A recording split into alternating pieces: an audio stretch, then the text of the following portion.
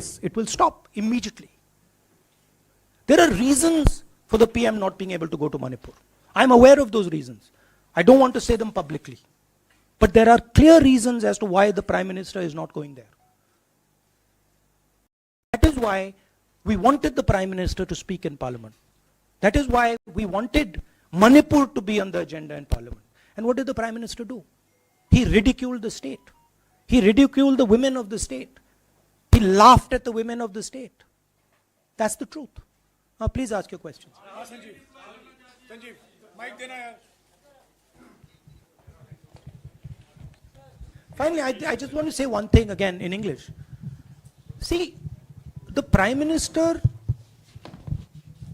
when he becomes Prime Minister, he ceases to be a politician. He becomes the representative of the voice of this country. His the politics should be put aside. And the Prime Minister should speak not as a petty politician, as the leader of a political party, but the Prime Minister should speak with the weight of the Indian people behind him. And it's tragic to watch Mr. Narendra Modi. It's sad, because the Prime Minister does not understand what he actually is. He is our representative. He's my representative. He's all our representative.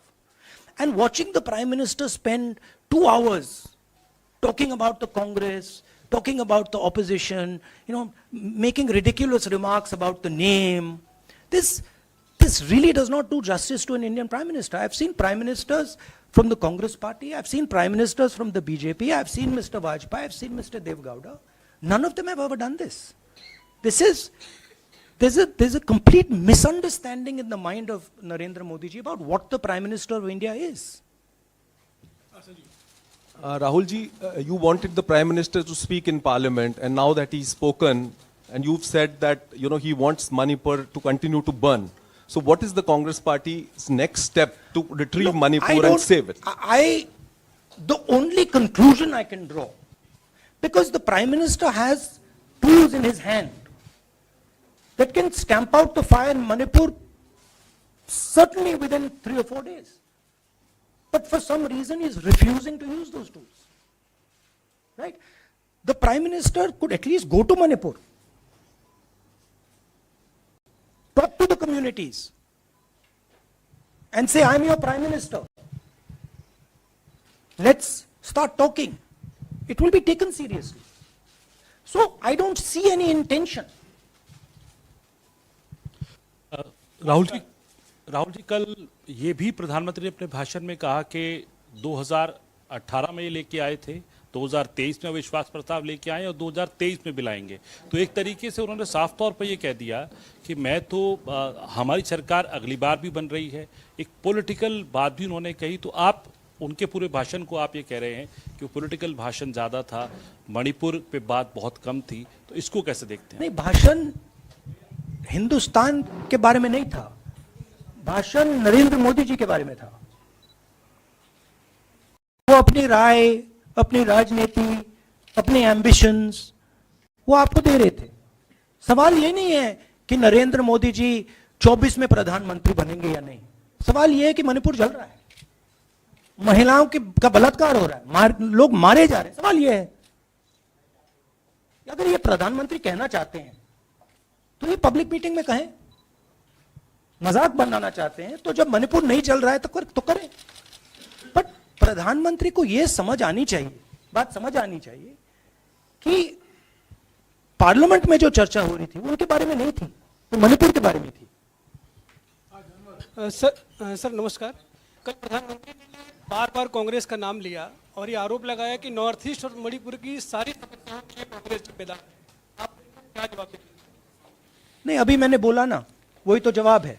मुझे प्रधानमंत्री को जवाब देने की जरूरत नहीं है।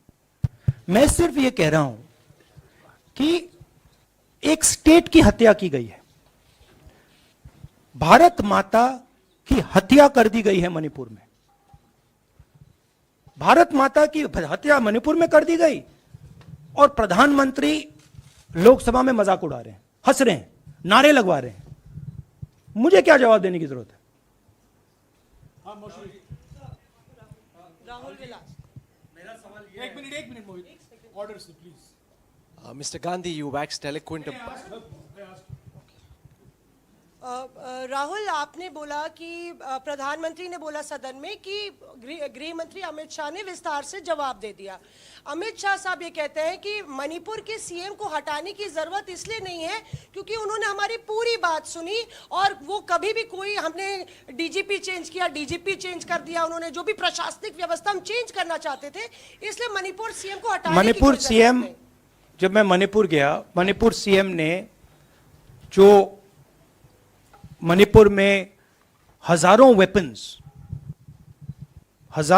जो लूटे गए, वो मणिपुर सीएम के नीचे ही हुआ। तो क्या अमित शाह चाहते थे कि ये हजारों वेपन्स लूटे जाएं? हाँ संजय। राहुल जी, जो हिंसा चल रही है, क्या अमित शाह चाहते हैं कि हिंसा चलती जाए? चीफ मिनिस्टर उसको रोक नहीं पा रहा है। अमित शाह जी कह रहे हैं कि भैया वो हमारी बात मान रहा है, तो क्या आप चाहते हैं कि मणिपुर जलता जाए? राहुल जी, एक संसद में एक नया ट्रेंड दिखाई दे रहा है कि कई सेशन से अपोजिशन के एमपीज या तो सस्पेंड हो रहे हैं या डिस्क्वालीफाई